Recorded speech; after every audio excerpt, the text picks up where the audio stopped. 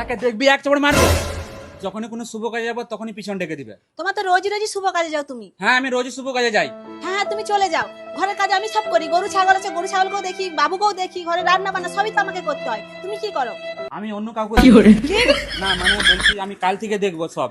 আজকে আমি একটা শুভ কাজে যাচ্ছি, কাল থেকে আমি সব দেখবো। তুমি খেয়ে দিয়ে শুয়ে পড়বে, আজকে তো রাত হয়ে যাবে। রোজই রোজই তো রাত করে এসো, রোজই তো একটা ফেক পেয়ে যাও। বৌমা, ও বৌমা, বৌমা, কি হলো? ভাই কোথায় গো? তোমার ভাই তো সে শুভ কাজে গেছে, কাল সকাল থেকে বেরিয়ে গেছে, বললো রাতে ঘর ঢুকবে, রাতে তো এলোনি। সকাল হয়ে গেল, এখনো অবধি ঘর এসেনি। হারামজাদাটা কি করেছে জানো? আমাদের মান সম্মান সব ডুবি দিয়েছে। ও কোনো শুভ কাজে যায়নি। কি করেছে? কি করেছে এই ভিডিওটা দেখো।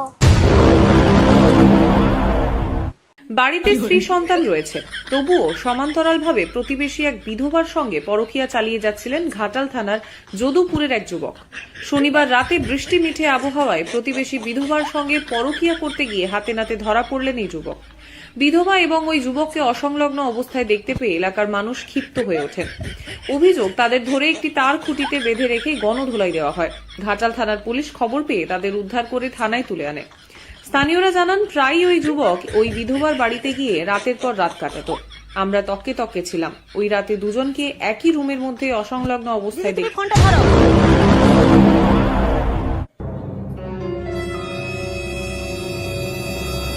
শালা হারামজাদা করে যে কেটে কুচাবো, ঘরটা একবার কে শুন।